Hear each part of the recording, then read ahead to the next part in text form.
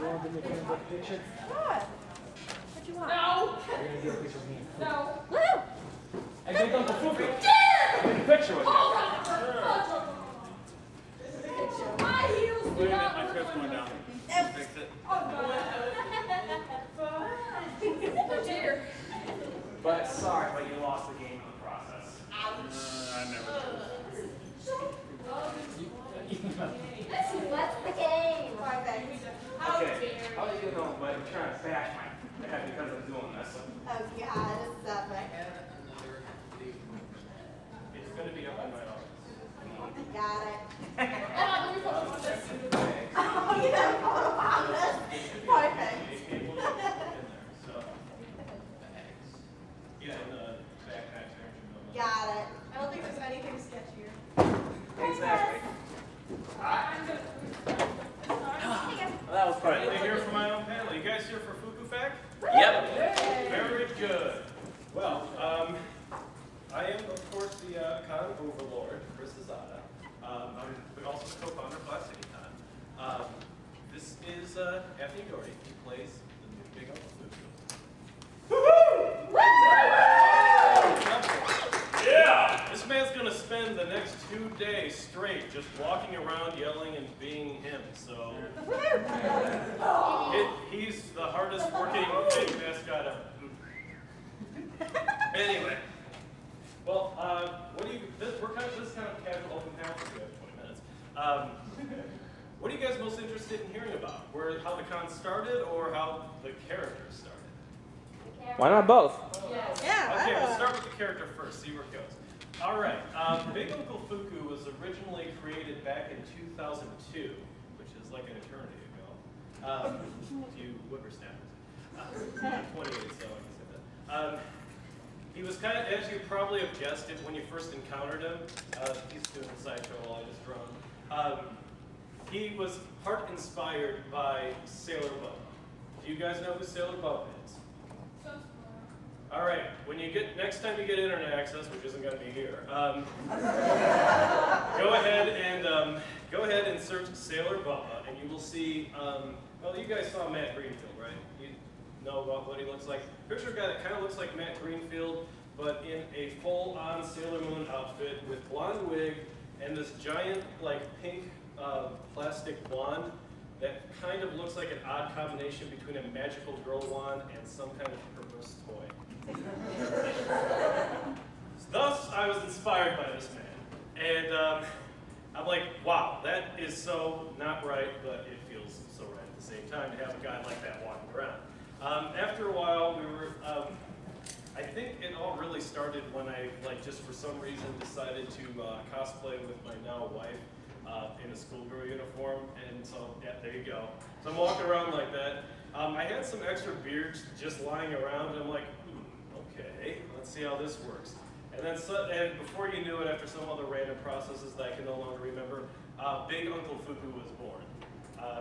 His backstory eventually evolved into this trucker that was a huge anime fan and tours the country with his semi full of anime. I don't know how he makes a living. It's full of anime. He doesn't sell it, so one of those mysteries in life. So anyway, Big Uncle Fuku made his first cosplay appearance ever at OhioCon 02, actually. The handsome man over there, he's single, ladies, was actually a cohort in that. Also, if you want to meet the third person involved in this little cosplay, you can call it that, he's actually dealing at Next Door Anime right now. So, One judge's choice. It wasn't cosplay. hey, okay, I'm talking about OhioCon, man. Yeah, basically, we just decided to do this skit wherein I was inspired by someone told me a story about some guy who had like a schoolgirl uniform or something on underneath, or some kind of cross-playing. He had it hidden and then he whipped it off and revealed like a schoolgirl uniform. And I'm like, that is a great idea. You can see I steal it from everything. So that's the anime industry for me, I guess. So we did this skit where basically Big Uncle Fuku has a robe on. You can't tell that he has a schoolgirl uniform underneath, and he's just messing around at the buffet. And then I believe it was Joe actually that played the hotel manager. Yeah. He comes up, starts like getting on his case about having a robe on. I think you then came into his defense. That was after. It's been a while. So he has to he basically removes the robe and, hey, he's wearing a schoolgirl uniform, and the crowd was going crazy because that was not really that common back then. And then that guy comes up and plays in his defense, and I believe that whole thing ended with me punching Joe in the stomach, if I remember correctly. Nice ending. Yeah, so anyway, fast forward to JFAX of 02. If you guys are going to be here tonight, I do recommend, you're going to hear the story again, you might see the video, but come to Tales of Concord. It's an amazing panel, and they let me in it for some reason. And I'm going to tell this story of JFAX of 02. He doesn't count, he counts this for his cosplay. We go up there, we're doing a cosplay of a parody of the Record of Lotus War game, and so Big Fuku is playing the blacksmith in that particular game. He's up there forging these swords. My buddy Joe comes up, he plays the hero, comes up there, he's like, hey, I need a new sword, and then, hey, wait, you're not the normal guy, and like, okay, yeah, I'm Big Uncle Fuku. He's been in prison for 1,000 years, so he had wanted to go out and get a walk, so I'm filling in for him and all that. So Big Uncle Fuku is wearing this like monk robe, basically, so you still can't see who he is. And the entire gag was I had a bunch of plastic cheap toy swords you get from the dollar store. So he keeps forging these really bad swords, and he keeps going back and forth. Eventually, he gets this bright pink katana, and he's like, oh, it's pink, but it looks good. And then my friend Kevin over there comes out as a ninja. Why not? Just random ninja encounter. Strikes him, and the sword breaks away, sending the blade flying into oblivion.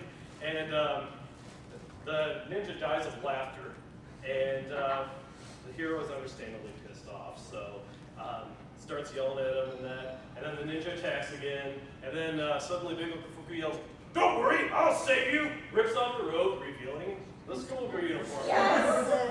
Huge laughter, yada yada yada, and then at the end the hero gets punched in the stomach.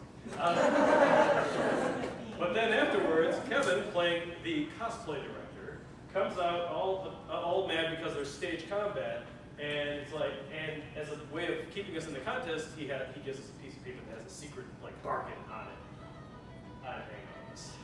Kind of those getting on the rest.